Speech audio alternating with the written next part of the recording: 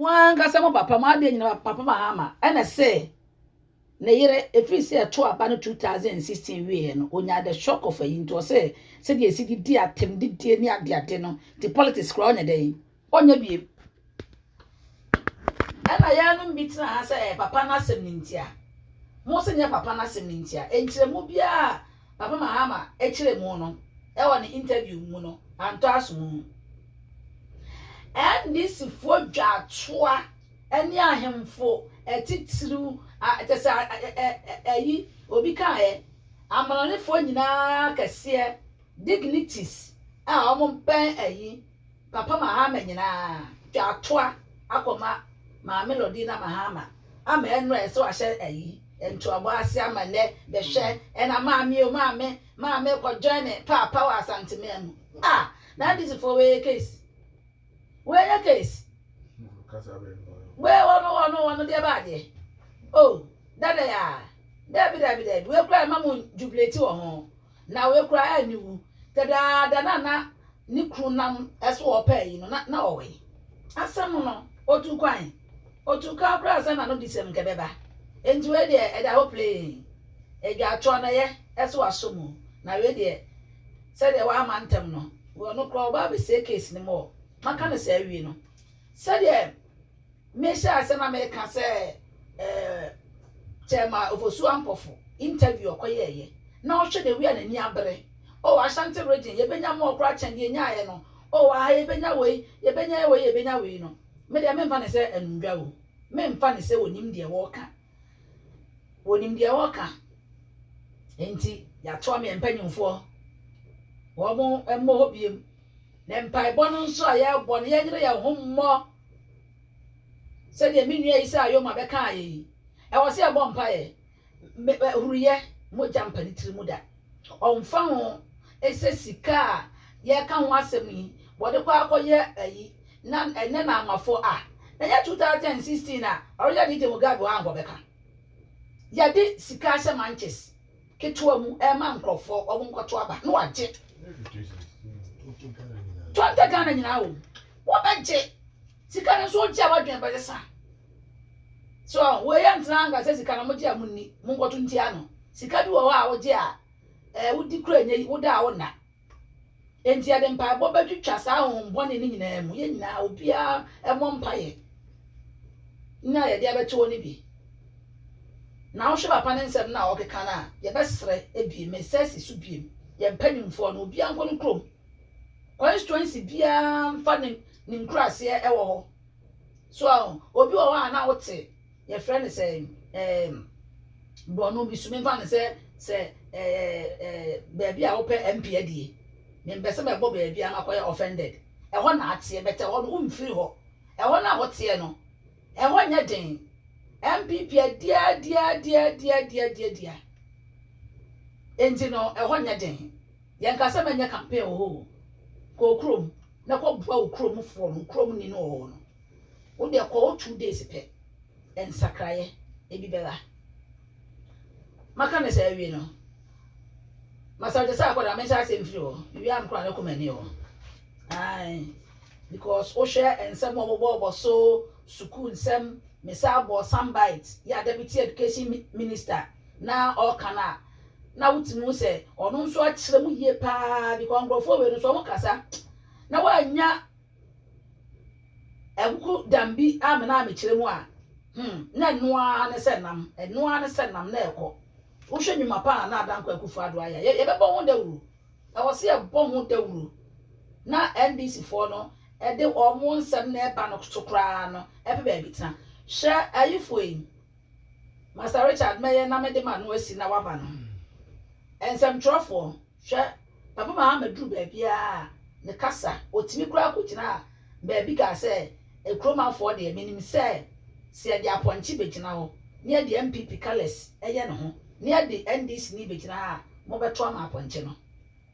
o yusu boys bi wo ho no a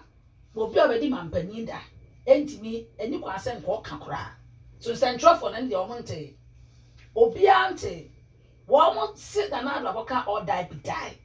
ye kire mu ma ye ko hu nyina yi ntintiri wo no abe kire mu enso central for no hye de we amusi fans all that be that Bible mo e quotation ni nyala and so way I was sanka they condemn me straight away na mo de mo nka ye na e be kan asem no problem Pastor Richard was mama yo yeah abawa anyumre maminchia adofo ne etifo nyina ebiasa fa no ba bia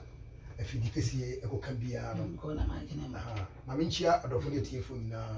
ba bia afidi kese ekoka na meka se mo ene eye ukwada kwakufo ne akuafo eda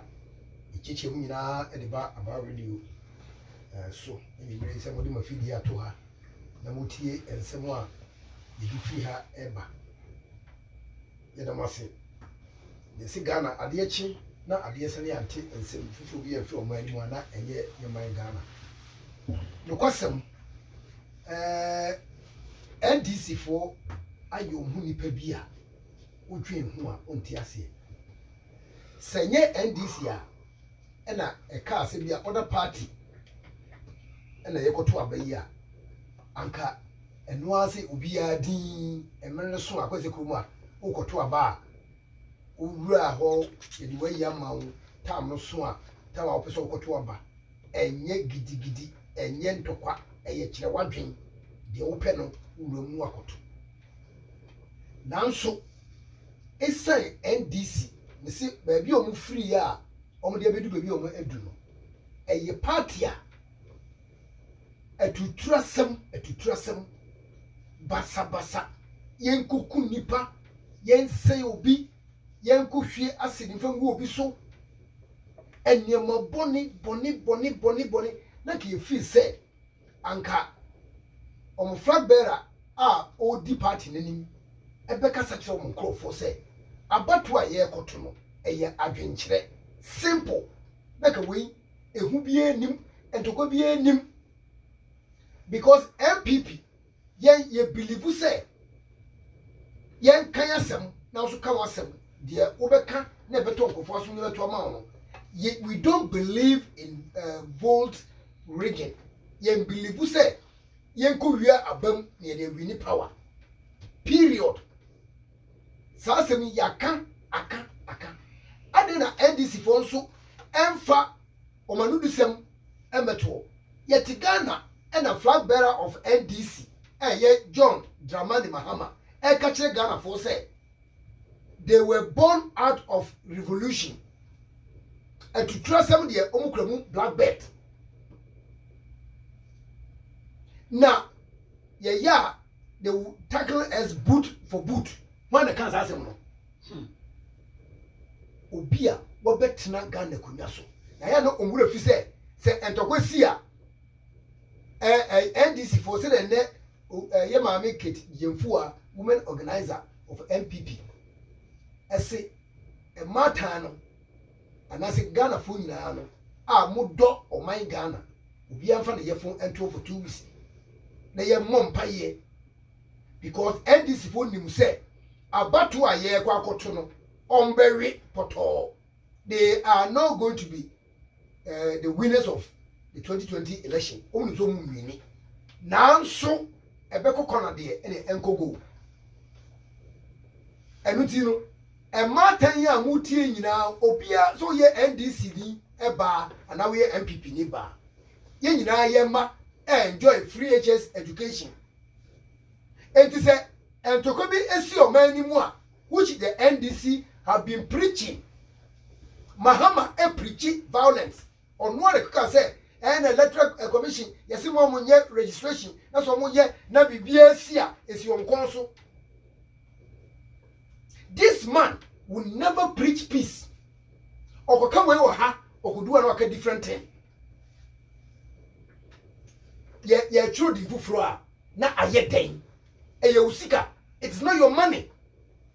obatina so no masika obeto so ese odi ye adwuma no wan fa anye adwuma ese odi ye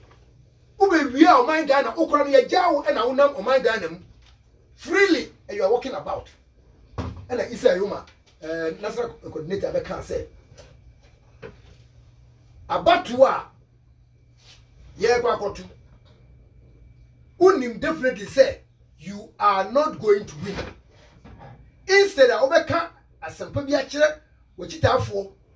sɛ abato no momfa jojo ene brebrɛw ene enko no you are not ready for it enti mo bɛya sɛ oyine ebesi omanim but ye ka kyerɛ mo no sɛ ntɔkwa ba he ntɔkwa eni formula o eni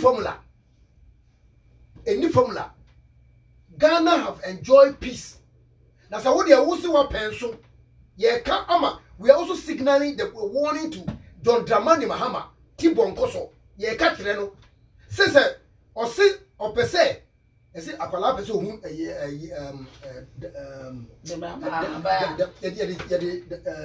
yɛde to gye mu a ne yɛda kyerɛ no yɛde tamnam yɛda kyerɛ no so Mahama ehunahuna no it will not make you a president o after all the presidency a wobɛdi yɛ no yɛhu Ghanaians have tested the waters ane ehunahuna no ɔse kɔnɔ kɔ kam asɛm otumfo ɔse tutu ɛka kyerɛ wo sɛ kɔnɔ ɛkɔ kɔka nsɛm a ana bɔne a wɔso de di Ghana fo no go and talk and tell Ghanaians so mo agye wotum no mo de bɔne ne wɔyɛ bɛkyɛ wo a kɔnɔ kɔ kam asɛm obi ankɔbɔ na pro na Ghana fo tie no bɛto ma ɛntɔkwasi o man ni mu a John Mahama yi you are not going to be free o ye ka kyerɛ wo si ɛto aba ni wie na wawe poto na wo se onyi ntom na entoko bi estati wo manim na nipa ba akokura ahwe ne nkwa you will be arrested and put before the law court woni mu aye ka kyerɛ wo se se no international community no omo edin na ye hwɛ wo because won sɛm a okeka ni nyina no they are on tape won sɛm a okeka ni nyina na ehunahuna na BBC a edeme na besi bibia ni ho a obetimi aye anti security agents amutie yen John Mahama you got all his record of Oswambofo akikan sim bebre na na sometimes no na o say si asempa so mbenya 53% adwuma ba 51% na twam so obobo adwuma no so na o wasa nya more parliamentary candidates oh already nyame hu yemobo nyame ehu yemobo me say Holland ha nipa bonifo a betina omo mamu ene Holland aye Holland a obi etimi ko obi ekunya hoto no me se omo a ebo krono ti a oman no busa ne enka nkire wo panimfo no ye chichirew wonan ye da bo ponko eto na wachi eda fom omo a edi sika te se obi se Mahama sei ye chichire no ne nan ye da bo ponko eto podua no ya chichira bo ho na fe na chi da fom se nipa be numu a ne abo pi na ponko no de mo nam ye twu wachi e de fofom a te se about junction kopim the next junction one kasa no ubehu ubete opiga that was how they did Emma Holland obi akọ ano se oman pasika obi de nsabeka kroma egwa yeti wan minister ben e na so wa kukuduru a oman sika onfanko ye mpuntujuma osema fa e de gumi buto it's never here or there but Ghana no Mahama afa Ghana fofo na me all I say ni say omu nipa Mahama emu Ghana fo if you say oye no onam freely and is going until he can still go about talking but Mahama media asema me ka kire me futu a me de ma no say unim owu a hwena na eye wo say na nadra Akufo Addo no oye so quiet o di mra na ye adwuma enti nima bebre ho a papa no ebunani eguso and o de hihye grofo sa se monye but that is not to say omampani na Akufo Addo oye mranim fo pao onim emra na ndc for take advantage say na so okaso obachi ya de ka say ayi oye witch hunting so yeah oh so wonim say papa no de mra na ye adwuma omuta amuna no muti wona ayi esikere de Japan akoka say egbefo obi ayi a eno omo say ye charge the treason when Ghana ye chi no ekohyem so mu charge the treason na jeno sa punishment no is almost say ye kubo fire squad eti NDC for me dey asema me pese me ka na Mahama so obeti a onti me se 2020 election say John Mahama every which of course obewi na owiwie na say entokwansi na nipa ba akokora ehwere ne nkwa e Ghana he will be brought before the international court so onima ye ka kire no so so bi wo a yesi yare a ebeku krama no eto da pampam e na yare so obeku no na asi waso ye ka bibia a wonte wo mu policy be na wo de ba wo betina so yesi for manifesto kura bra almost a igwa won't be for manifesto ama wo twan ya ma MPP for e lanchi omo manifesto e na wo tutumu edetokuro e na wo say uni policy obi a obetina o man so abroka agu o man so hwe electricity eno owura ayi boche jago etina o man FM na chese take or pay any ayi electricity a yen hia o eno kwa ekoso Ghana for 304 million every month bia no $21 million 21 million na 304 million no unimu ade asa sika we ebetimi aye aji NDC for nko time and one deputy minister Obabi Victoria Hammer say on onya $1 million he will quit politics make creative politics o man sika enti Ghana for ye bom nka because another election is at hand NDC entimi muwa Ghana e wo kwan bia so omutini o na mo akasa mu hu bi obi a obaye na oman owura kofo e de Ghana akodu lower middle income status na kuro no asi yedie kwan mu kwala joy free school feeding metro masini weni ya yete ha na ne kuma mi o omo atiefo a yetie nyina no wo mu nim sansem wo yo na sansem we mesi sansem we na ye ka na ha na eye ntro no mutwa no ye campaign mpanyimfo na ye campaign no ye nkom kra ye nyesa obokọ kra so na kodwitwa sansem ntro no amoma jedi so enti mpanyimfo a mutie muna ye de tumi ahye mo nsa munnim baabi a de ese mo ye you don't need to be told nse bo trance ne abeka kire mo ye te ha ye ma Ghana o aso egusu eye campaign because if die so aye kasa no ekwachiri enti mu a musu mutie o man nim no mo mananya mo asede se mo mama mo nai abomoto because NDC ni namkrasi o no ma se o ma fix radio station bi bi e wo ekrasi so ye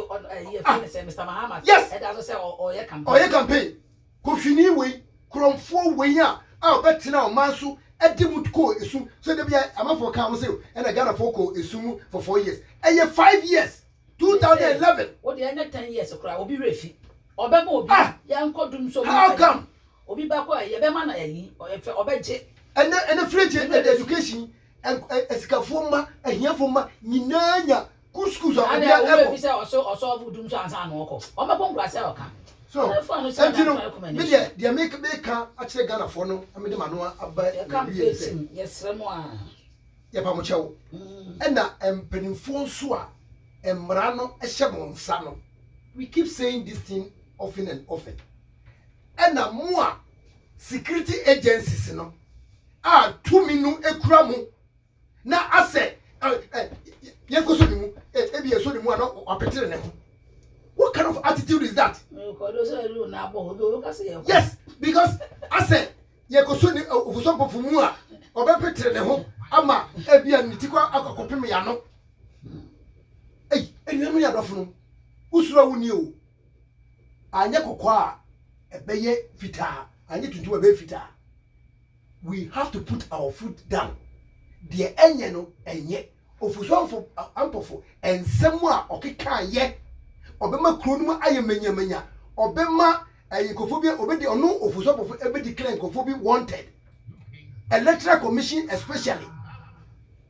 etigana for ye de ye beka bi e de akire mu se asopa enti asem enti mu a mu tie ye no ma mu nye mistake